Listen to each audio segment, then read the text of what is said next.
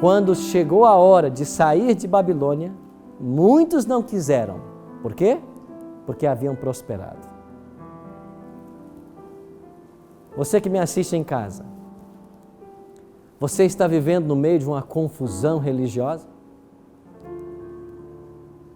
Você está percebendo cada um pregando o que quer pregar? Doutrinas diferentes, credos diferentes, uma verdadeira confusão. Se você é um sincero filho e filha de Deus, Deus está fazendo um apelo para que você saia de Babilônia. Saia dessa confusão e se junte ao povo que crê na Bíblia e em todas as verdades que ela prega. O último apelo de Deus a esse planeta Terra, antes da sua volta, é: saia de Babilônia. E Deus já está reunindo os seus filhos fiéis. Deus já está reunindo o seu povo, porque muitos estão saindo das trevas, da ignorância, e estão se unindo àqueles que guardam os mandamentos de Deus, aqueles que obedecem a tudo que a Bíblia ensina, e não apenas um testamento, não apenas um livro, não apenas uma doutrina. O apelo é para você: saia de Babilônia.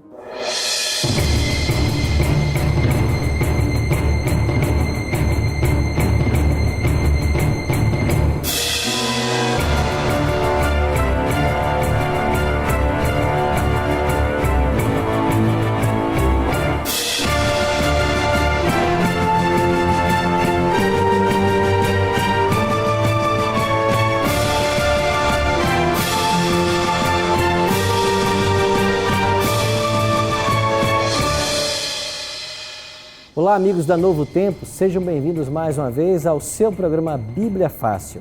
A cada semana nos reunimos aqui para uma hora muito especial, onde juntos abrimos o livro do profeta Daniel. Fazemos uma viagem a 2.600 anos no passado e buscamos compreender as profecias e histórias desse livro e as aplicações que ele tem para os dias atuais. Hoje vamos estudar o 6º capítulo de Daniel. E a história que vamos aprender trata-se do personagem principal desse livro, Daniel, num momento muito crucial, onde ele foi lançado à cova dos leões. O nosso tema de hoje será Na Cova dos Leões com Daniel. Aqui já estamos todos prontos para começar o nosso programa e hoje vamos conhecer um pouquinho mais a respeito da Aparecida. A Aparecida não falou ainda aqui, né? A cada programa, a cada semana conhecemos um pouquinho melhor alguém. Aparecida, fala para nós a sua naturalidade, de onde você veio, o que você faz. Eu sou natural de Jacareí, mas morei em Santa Branca há muito tempo e agora retornei, estou morando há 6 meses em Jacareí. Minha família é de Santa Branca, tenho parentes também em Goiás, né, em Rio Verde. Moro com a minha filha, sou solteira, sou fisioterapeuta. Trabalho em Jacareí também. Aqui tem mais gente com parente de Goiás também, né? Muitas ligações, né? Com o pessoal de Goiás. Isso. Mas que bom ter você, viu? Eu que agradeço, é um prazer. Programa. E aqui estamos juntos e prontos para mais um capítulo. Bom, chegamos ao último capítulo histórico do livro de Daniel. O capítulo 6, que trata dessa experiência, é o último capítulo histórico. A partir da semana que vem, nós vamos entrar nas profecias de Daniel.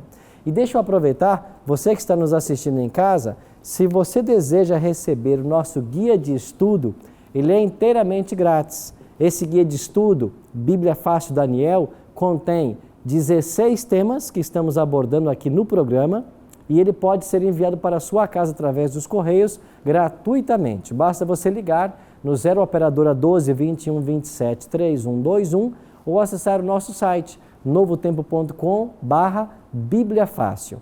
Você precisa preencher lá um formulário e nós vamos enviar pelo correio para a sua casa e é inteiramente grátis. Pois bem, vamos então orar antes de começarmos, porque essa é uma prática nossa aqui, né? Você que está em casa também, nos acompanhe nesta oração agora. Bondoso Deus e Pai, estamos mais uma vez reunidos para estudarmos a Tua Palavra.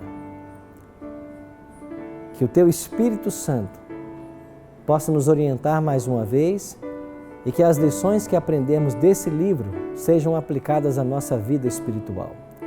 Guarda-nos, Pai, em Teu amor dai-nos a tua bênção e a tua paz. Te oramos em nome de Cristo. Amém.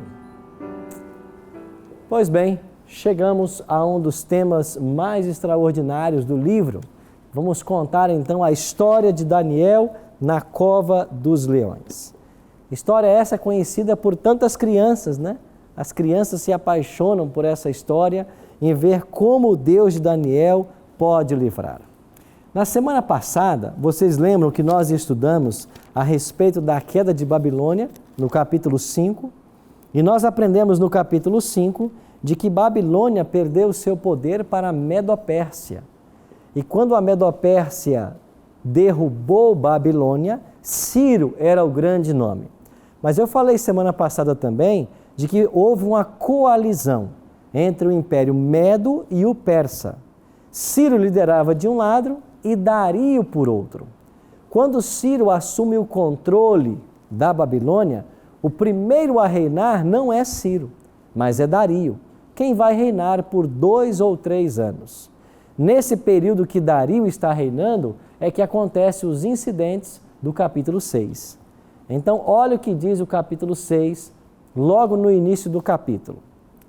Pareceu bem a Dario, assim que Ciro derrotou Babilônia, e ele foi constituído rei, constituir sobre o reino as 120 sátrapas, que estivessem por todo o reino, e sobre eles 3 presidentes, dos quais Daniel era um, aos quais esses sátrapas dessem conta, para que o rei não sofresse dano. Olha a estrutura política que o Império Medo-Persa montou. Dividiu o território em 120 satrapias, colocou um sátrapa para cada uma dessas satrapias e sobre os 120, 3 presidentes. E Daniel era um desses.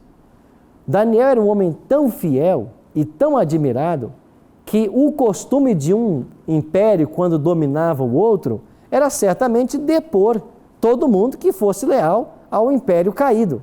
Não é essa a lógica? Você já pensou agora? A Medo-Pérsia vence Babilônia e Daniel, que era um assessor direto em Babilônia, que era um dos principais nomes, não foi deposto. Pelo contrário, o império manteve ele no poder. Olha que visão eles tinham de Daniel. Era um homem de Deus, um homem tremendo. E então Dario logo percebeu de que Daniel era um homem diferenciado e o colocou como um dos presidentes. Agora, o que aconteceu? Daniel começou a se destacar. Por quê? Por causa da sua fidelidade a Deus, por causa da sua sabedoria, Daniel começou a se destacar. Olha o que diz o versículo 3. Então mesmo Daniel se distinguiu destes presidentes e sátrapas, porque nele havia o quê? Um espírito excelente. É claro que o Espírito de Deus atuava na vida desse homem. E o texto diz, e o rei pensava em estabelecê-lo sobre todo o reino, não apenas sobre os 120 sátrapas, mas sobre os outros 2 presidentes também. E esta intenção do rei provocou ciúmes. E o que aconteceu? Então os presidentes e os sátrapas procuravam ocasião para acusar a Daniel a respeito do reino, mas não puderam achá-la, nem culpa alguma, porque ele era fiel e não se achava nele nenhum erro e nem culpa. Será que se a minha vida e a tua vida passasse por uma CPI, será que eles descobririam coisas vergonhosas? Será que nós temos coisas que fazemos que ainda desagradam a Deus? Será que nós lidamos com o próximo de uma maneira ainda desonesta? Em nossos negócios, em nosso trato, em nossa escola, em nosso ambiente de trabalho? Como lidamos com os colegas? Daniel era um homem, quando a sua vida foi submetida ao mais profundo escrutínio, nada acharam para acusá-lo. Que exemplo para todos nós! Esse é um exemplo de cristão que nós devemos ser. É esse tipo de cristão que o mundo espera ver. Homens retos, honestos, que fiquem de pé pela verdade, que não se deixem levar por políticas, que não se deixem levar pela pressão. Assim era Daniel. E o que então eles disseram? Nunca acharemos ocasião alguma para acusar este Daniel, se não a procurarmos contra ele, aonde? Na lei do seu Deus. Nós temos que saber qual é a lei dele, o que ele segue, o que ele faz, para tentar acusá-lo de alguma forma. Mas quando eles foram analisar a vida de Daniel no aspecto espiritual, também não havia problema. Então eles teriam que criar um problema. Então esses presidentes, eles tiveram uma ideia. Qual foi a ideia que eles tiveram? Foram junto ao rei Dario e lhe disseram: ó rei, vive eternamente. Todos os presidentes do reino, os prefeitos e os sátrapas, conselheiros e governadores, concordam em que o rei estabeleça um decreto e faça firme um interdito, que todo homem que por espaço de 30 dias fizer petição a qualquer Deus ou a qualquer homem, e não a ti, ó rei, seja lançado aonde? Na cova dos leões. Olha a mentira que eles contaram para o rei. Rei, nós nos reunimos, todos os presidentes. Olha, Daniel não estava aí. Daniel não sabia da história. O rei não se atinou. Eles armaram uma contra o rei e contra Daniel. E nós juntos decidimos de que o rei merece ser glorificado, de que o rei ocupa uma posição muito alta aqui no império e que nós devemos baixar um decreto para que em 30 dias ninguém busque outro Deus senão o Deus Dario. E isso soou bem, né? Aos ouvidos do rei.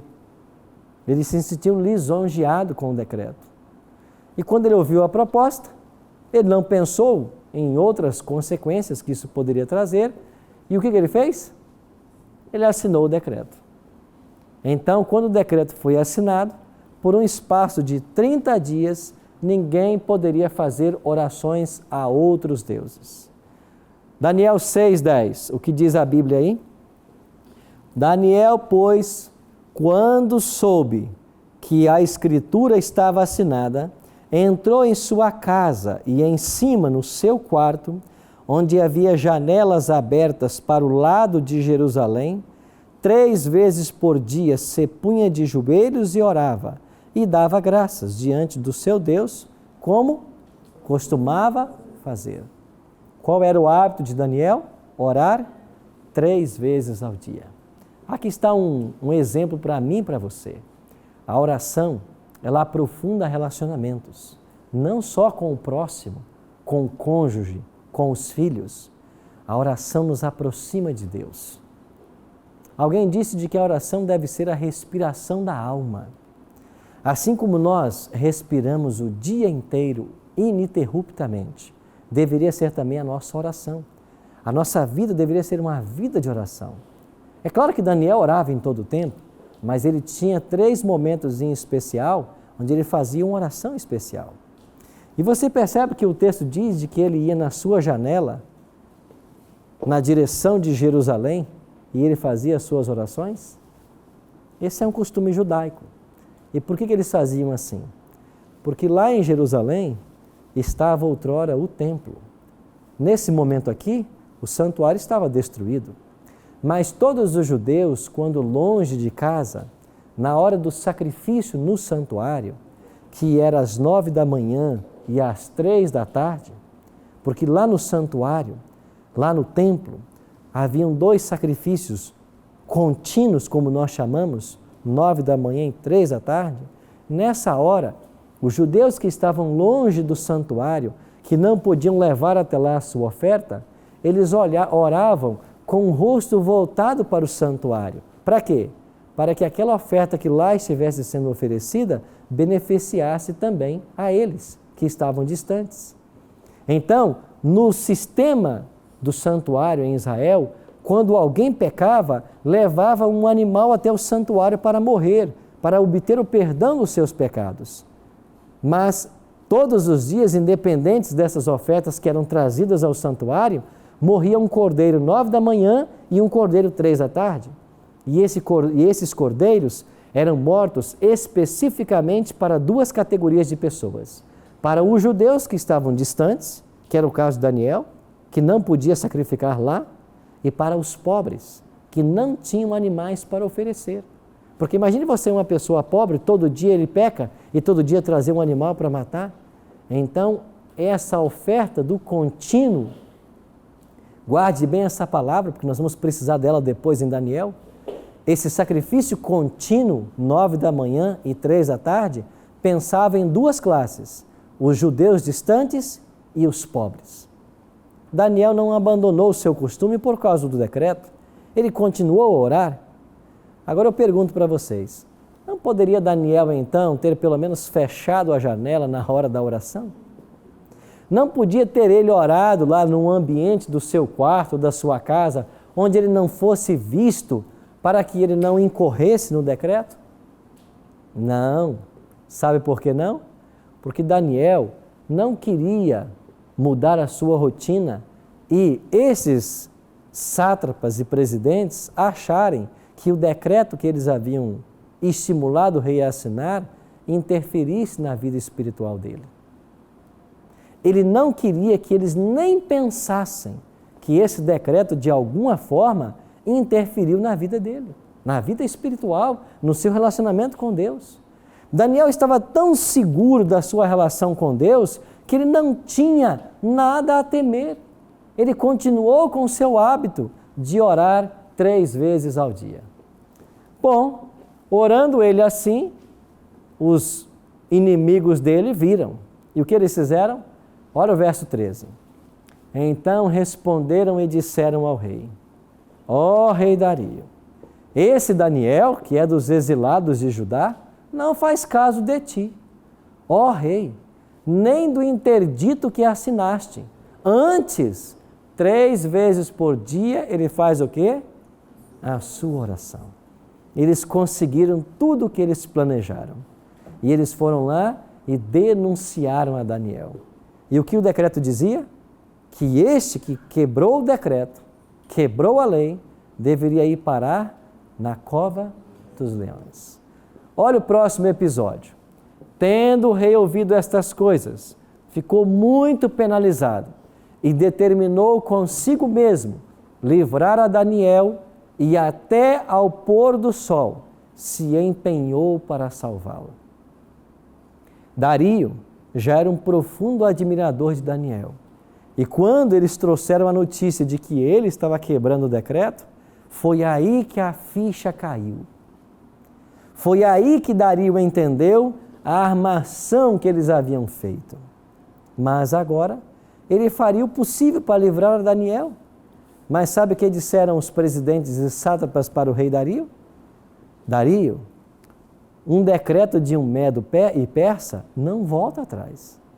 Os nossos decretos são irrevogáveis. Você não pode voltar atrás, porque uma lei de medos e persas, ela não pode ser impugnada, ela não pode voltar atrás. E então Dario não pôde fazer nada. O que ele então fez? Ordenou que trouxessem a Daniel e o lançassem na cova dos leões. Disse o rei a Daniel: o teu Deus, a quem tu continuamente serves, que ele te livre. Vamos tentar parafrasear aqui.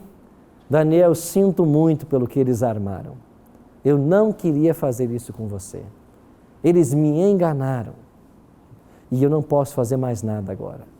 Eu espero que o seu Deus, a quem você serve, livre você.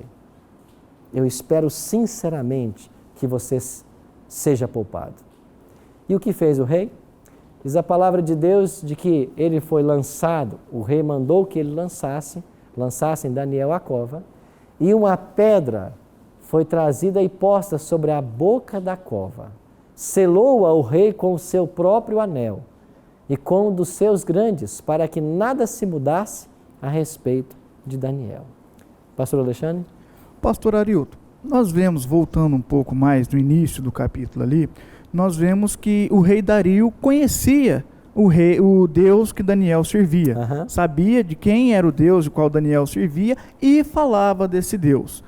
Aí a pergunta que fica para nós é a seguinte: o rei Dario, sabendo disso, no período do seu reinado, o povo continuava adorando aos outros deuses, ou havia algum decreto ou alguma lei assim que eles adorassem ao Deus de Daniel?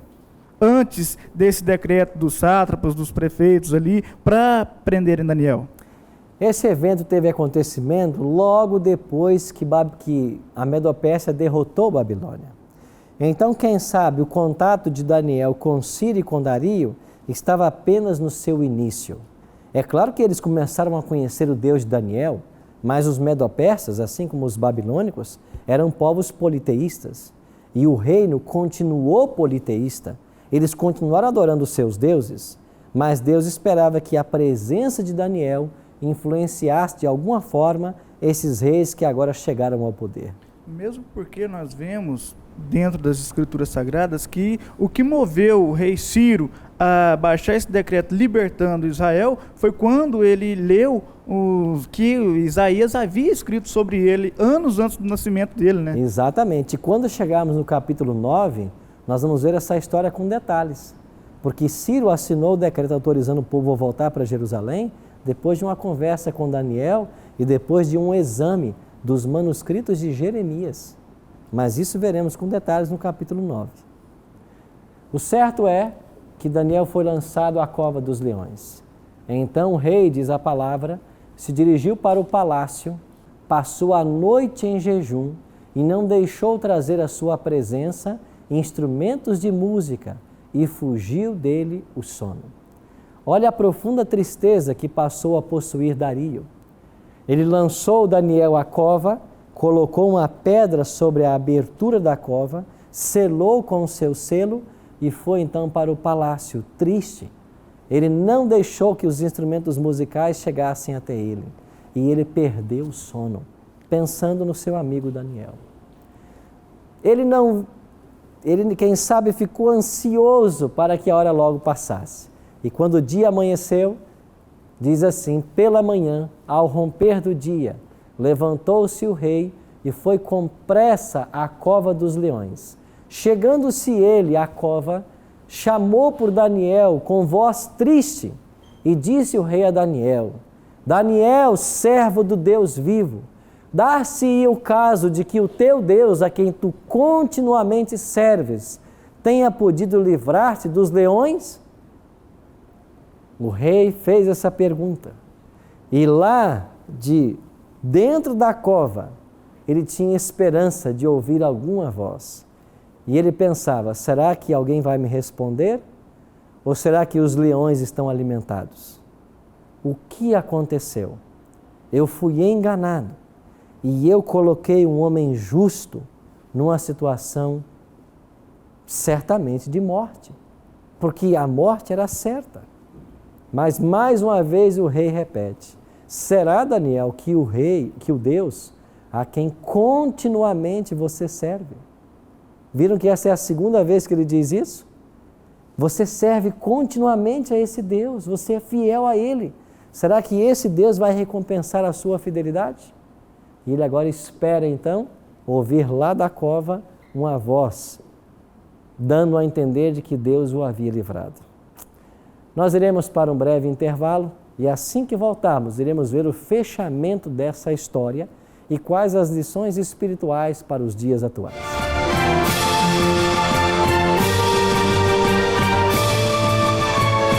Talvez você está vivendo um problema financeiro, falta de emprego.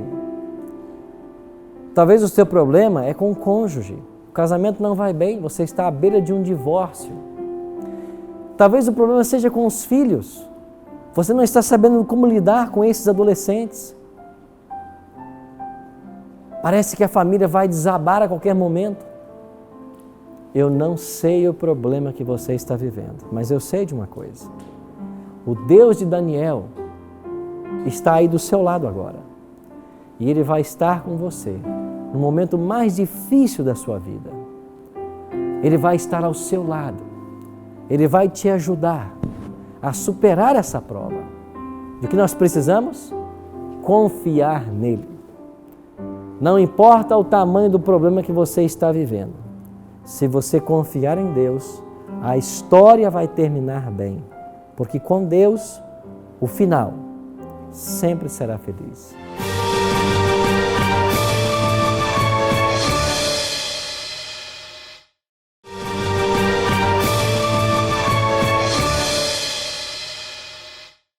Se você quer uma revista com todos os estudos que o Bíblia Fácil está fazendo sobre Daniel, basta ligar para nós no 0 operadora 12 21 27 3121 ou acessar o nosso site novotempo.com/Bíblia Fácil e vamos enviar essa revista pelos correios para a sua casa e ela é inteiramente grátis. Pois bem, terminamos o nosso primeiro bloco com o rei fazendo uma pergunta.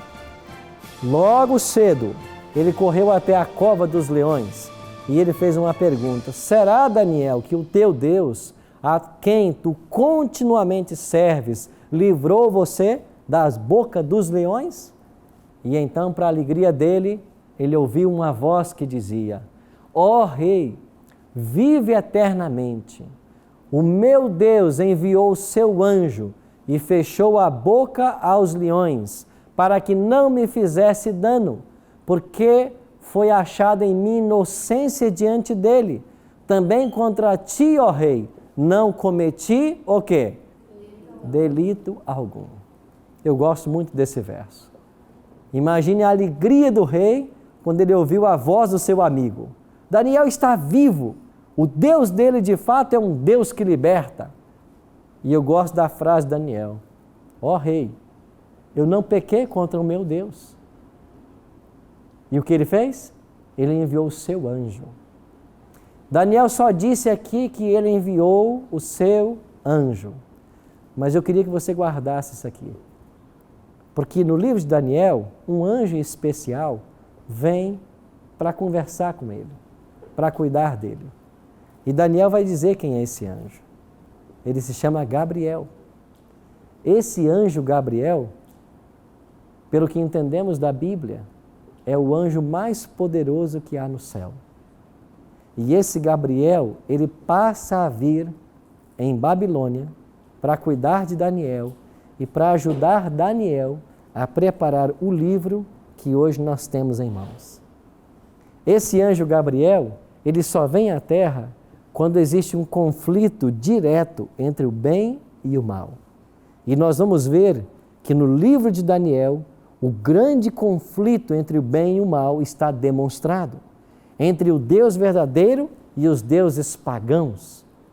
Aqui há um grande conflito. E quando o próprio mal chega para destruir os filhos de Deus, Deus enviou o seu anjo. E nós vamos descobrir aqui que Gabriel tornou-se um anjo que passou a cuidar de Daniel. O anjo que o Senhor enviou fechou a boca dos leões. Eu fico imaginando com que alegria então o rei, olha o que diz o texto: então o rei se alegrou sobremaneira e mandou tirar a Daniel da cova. Assim foi tirado Daniel da cova e nenhum dano se achou nele, porque crera no seu Deus. O rei agora, para fazer justiça, ele tomou uma outra atitude. O que ele fez? O rei então ordenou que fossem trazidos aqueles homens que tinham acusado a Daniel e foram lançados na cova dos leões. Eles, seus filhos e suas mulheres. E ainda não tinham chegado ao fundo da cova e já os leões se apoderaram deles e lhes esmigalharam todos os ossos. Interessante, né? Os leões estavam famintos, não? Estavam famintos, mas não tocaram em Daniel. Por que não? Porque esses animais irracionais viram ali a presença de um ser celestial. Eles não podiam fazer nada contra isso. Mas quando os inimigos de Daniel foram lançados, o texto sagrado diz de que eles não haviam chegado ainda ao fundo da cova, né? Quando os leões já avançaram neles e mataram a todos. Sim, minha amiga Márcia. Emília. Emília.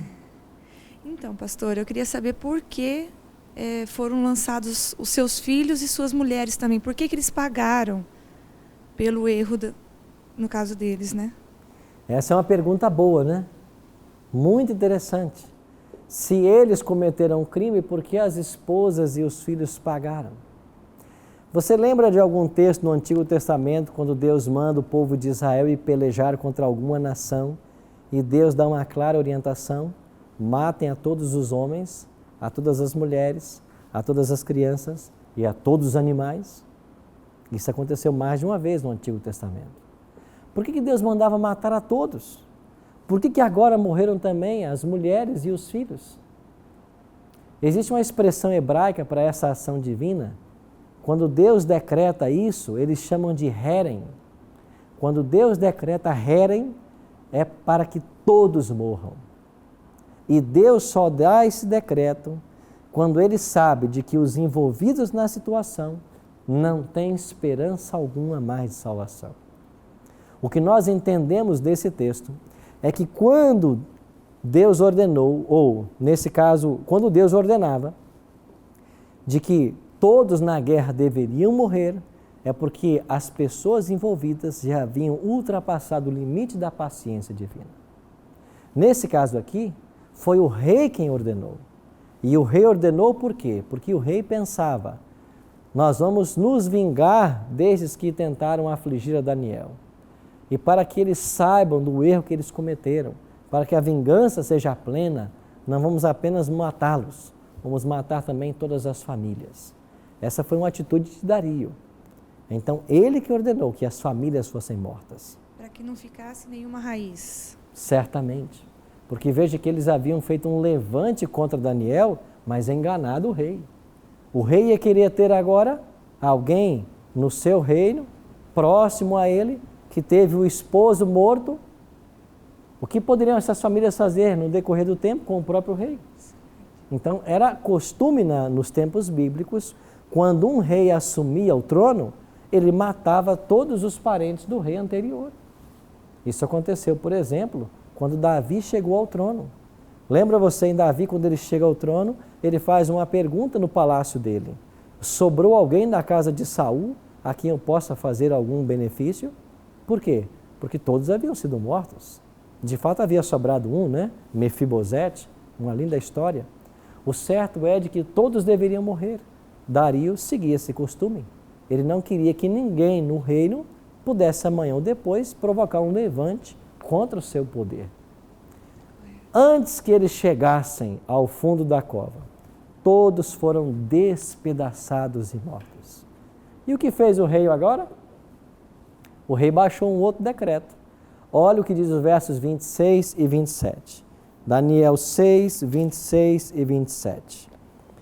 Faço um decreto pelo qual, em todo o domínio do meu reino, os homens tremam e temam perante o Deus de Daniel, porque ele é o Deus vivo e que permanece para sempre.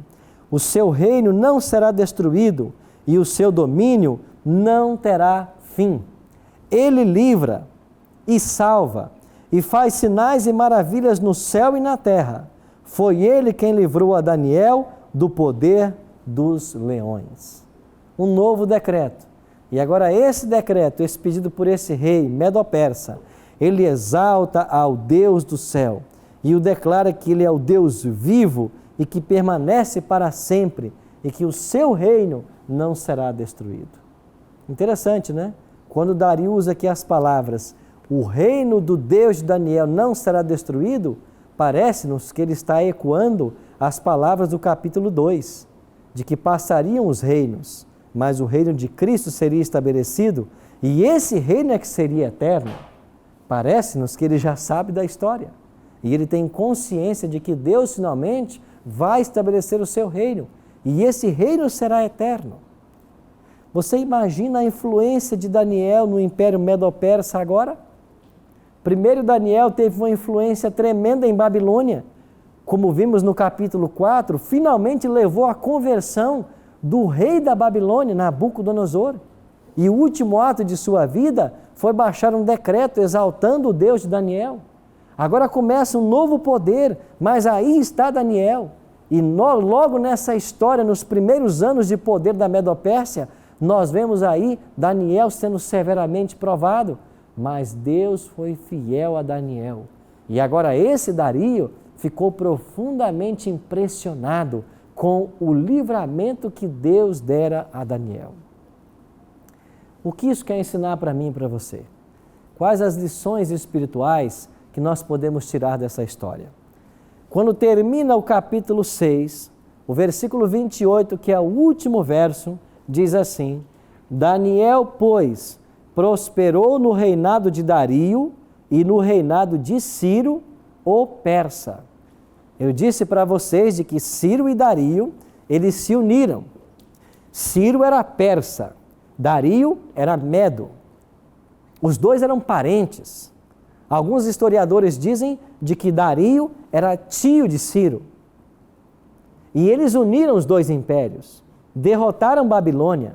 Mas quando Babilônia cai e a Medo-Pérsia assume o governo, quem senta no trono não é Ciro, é Dario. Guarde essa informação. Quem é que senta no trono? É Dario, não Ciro. Dario vai reinar alguns anos, depois vem Ciro, porque a Bíblia está dizendo de que Daniel prosperou no reinado de Dario e depois de Ciro, porque Ciro reinou depois de Dario. Guarde essa informação, ela é importante. E diz aqui que ele prosperou. Sabe quem é que prospera? Prospera quem é fiel, quem fica do lado de Deus. Kênia? Pastor, esse Ciro é o filho de Xerxes? Eu não sei dizer para você exatamente agora. Eu acho que Xerxes é um dos descendentes que virão ainda. Mas quando chegarmos no capítulo 7 e estudarmos um pouquinho mais, e principalmente no 8, nós vamos aprender mais sobre o Império Medo-Persa e nós vamos ver a linhagem real. Na minha mente, Xerxes está depois ainda, ele ainda virá. Mas eu vou trazer essa informação completa daqui a pouquinho, quando chegarmos no capítulo 8 e estudarmos ali 2 animais proféticos, um carneiro e um bode. Ok? Qual é a principal lição que Daniel 6 nos ensina? Jesus disse assim: no mundo passareis por aflições, mas tende bom ânimo, eu venci o mundo. O capítulo 6 de Daniel ensina que o cristão fiel e temente a Deus, ele passa por provações. Isso contraria completamente o que muitos ensinam por aí a respeito da teologia da prosperidade. Alguns estão dizendo por aí: aceita a Cristo e todos os seus problemas serão resolvidos. Pare de sofrer, aceita a Cristo e Ele vai trazer a solução para todos os seus problemas. As lutas vão acabar, os problemas vão acabar. Não é isso que Daniel 6 nos ensina. Sabe o que Daniel 6 nos ensina? O final da história será feliz. No final, a história terminará bem. Mas no percurso da história, nós podemos enfrentar reveses. É isso que essa história nos ensina. Daniel era um homem fiel. Nada puderam acusá-lo. Mas mesmo assim, ele foi parar na cova dos leões. No capítulo 3, Ananias, Misael e Azarias foram fiéis a Deus, mas foram parar na fornalha de fogo. O que esses textos nos ensinam? Mesmo eu sendo fiel a Deus, eu vou passar por provas. E por que Deus permite que as provas cheguem até a minha vida? Porque o caráter cristão é desenvolvido quando nossa fé é provada. Deus frequentemente permite passarmos por tentações para nos capacitar a crescer. Para irmos para o céu, o nosso caráter tem que ser lapidado. E a única forma que Deus tem de trabalhar o nosso caráter é através da provação. Assim como o ouro, para ser embranquecido e purificado, ele tem que ser passado no fogo, o cristão da mesma forma. E as provas que nos chegam são oportunidades que Deus nos dá para crescermos, para vencermos. E Daniel é uma prova disso. Então, no percurso da vida cristã, Deus não nos promete livrar dos problemas, mas Ele promete uma coisa: estar com todos nós no problema. Por isso, talvez, nós estejamos passando por um problema na família. Talvez alguém esteja enfrentando um problema sério de saúde, ou uma grave doença, melhor dizendo. Eu não sei qual é o problema que nós, ou que você está enfrentando, né? Mas Deus vai estar com você no problema. Você que nos assiste em casa, eu não sei qual é o problema que você está passando nesse exato momento. Talvez essa semana, alguém que você muito ama foi diagnosticado com câncer. Talvez você está vivendo um problema financeiro, falta de emprego. Talvez o seu problema é com o cônjuge. O casamento não vai bem, você está à beira de um divórcio. Talvez o problema seja com os filhos. Você não está sabendo como lidar com esses adolescentes. Parece que a família vai desabar a qualquer momento. Eu não sei o problema que você está vivendo, mas eu sei de uma coisa. O Deus de Daniel está aí do seu lado agora. E Ele vai estar com você no momento mais difícil da sua vida. Ele vai estar ao seu lado. Ele vai te ajudar a superar essa prova. De que nós precisamos? Confiar nele. Não importa o tamanho do problema que você está vivendo. Se você confiar em Deus, a história vai terminar bem. Porque com Deus, o final sempre será feliz.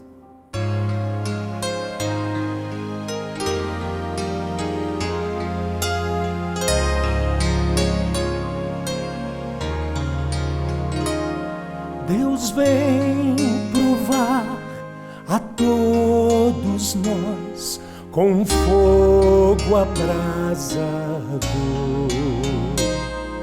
Quem ousa então se submeter à chama desse amor, vem qual bronze ou como a prata, como ouro impuro, então todos com seus sofrimentos pelo fogo mudarão.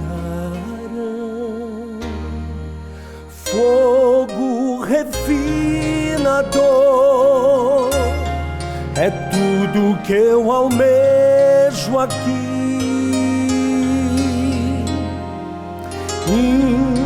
Impurezas vem tirar e o Senhor glorificar.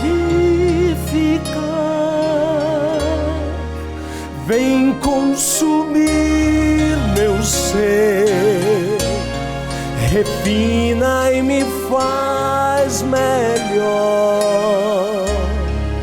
Escolho sem me importar o fogo refinador.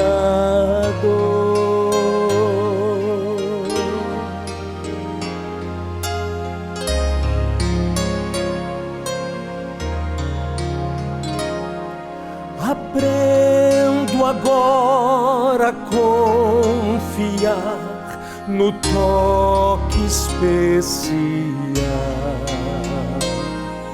da chama que vem remover pecado e erros meus. Cada dia é mais profundo, se vou suportar, não sei.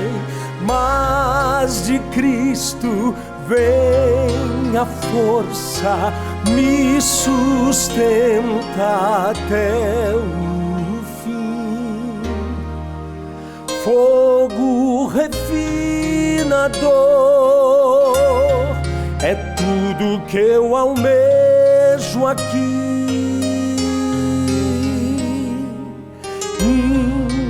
Impurezas vem tirar e o Senhor glorificar. Vem consumir meu ser, refina e me faz melhor. Escolho sem me importar o fogo refinador.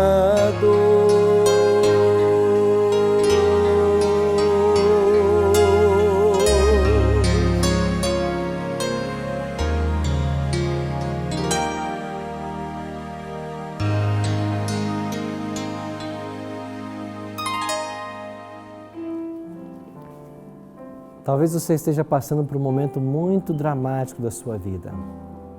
Para você a promessa é: Deus vai purificar o seu caráter, assim como o ouro necessita ser purificado pelo fogo. Essa provação que Deus está permitindo fazer chegar à sua vida, ela tem um propósito. Os filhos de Deus não sofrem à toa. Deus não permite que nenhuma situação nos chegue que Ele não transforme isso para o nosso benefício. Eu queria que você tomasse a sua Bíblia e lesse comigo o que está escrito em Romanos, no capítulo 8, quando o apóstolo Paulo faz para todos nós uma preciosa promessa. Romanos 8, verso 28, o apóstolo Paulo disse assim: sabemos que todas as coisas cooperam para o bem daqueles que amam a Deus, daqueles que são chamados segundo o seu propósito.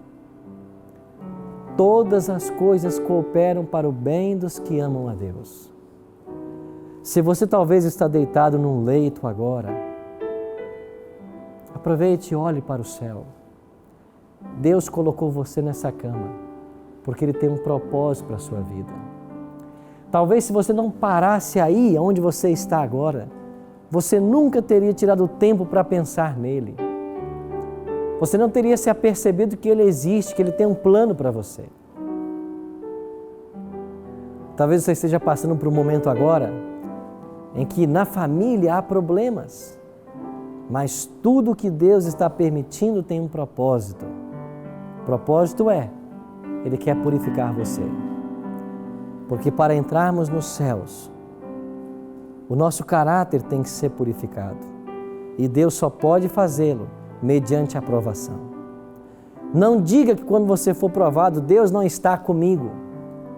Quando as coisas não caminharem bem, diga: Deus me abandonou. Não diga isso. Saiba que Deus está conduzindo sua vida. E a promessa não é que a nossa vida não terá aflições, porque Jesus não prometeu isso. Mas Ele prometeu que no final da história, o final será feliz. E eu queria dizer para vocês uma coisa: a sua história ainda não terminou. A sua história ainda não terminou. Mas em Filipenses 1, verso 6, o apóstolo Paulo promete: aquele que começou boa obra em vós, há de completá-la até o dia de Cristo Jesus. Ele está trabalhando com todos nós. Não é essa semana, não é agora. Ele começou isso desde o nosso nascimento. Desde que nós viemos ao mundo, Ele começou a trabalhar em nosso coração. Sabe para quê? Para nos trazer para Ele. Pensa na sua vida, quantas vezes Deus deu a você a chance de se relacionar com Ele. Quantas oportunidades o céu te deu para você reconhecer de que há um Deus que reina. E a prova que você está passando agora é mais uma oportunidade. O momento que você está vivendo é mais uma chance. Por isso, não desperdice. Abra o seu coração. Entregue sua vida a esse Deus. Confie nele. Porque mesmo que você pare um dia no fundo da cova, Ele vai estar aí. Ele vai enviar o seu anjo, um poderoso anjo do céu. Para quê? Para proteger você, para guardar. Porque você é a coisa mais preciosa que Deus tem. Ore comigo. Pai Santo, obrigado pela certeza de que nós somos preciosos aos Teus olhos. Obrigado pela certeza que a Tua Palavra nos oferece, de que nós nunca seremos provados além das nossas forças. Obrigado pela certeza que a Tua Palavra nos dá de que junto com a prova virá o livramento e de que todas essas provas contribuem para o nosso bem, para que o Senhor complete em nossa vida a obra que um dia o Senhor começou. Por isso, Pai, abençoe a todos nós reunidos aqui no Cevisa nesta hora e aqueles que nos assistem em casa. Pai, que o Teu abraço alcance-os agora e que lá no fundo da cova eles possam sentir a Tua mão poderosa na vida deles e saber que o Senhor está trabalhando dioturnamente para salvá-los. Que a Tua salvação nos alcance nesta hora. É a nossa oração. Em nome e por amor de Jesus. Amém.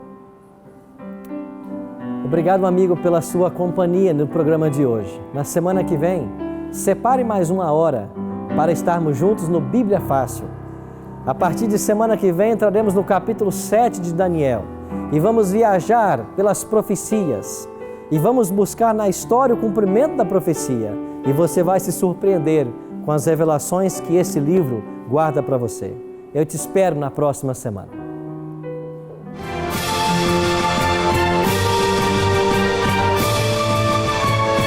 Na semana que vem, nós iremos aprender com detalhes o chifre pequeno e o que ele representa.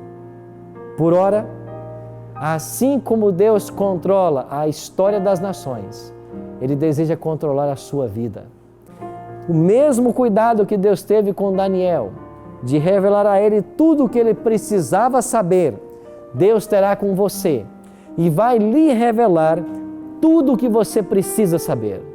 E a partir de hoje, você começará a ter revelações extraordinárias com base nesse livro de Daniel. E a pergunta que eu faço para você é: quando você tiver as revelações desse livro, quando verdades forem colocadas diante de você, quando critérios, conceitos e ideologias começarem a ser destruídas, qual será a sua posição? Está você disposto a colocar a sua vida nas mãos de Deus e deixar que Ele conduza a sua história?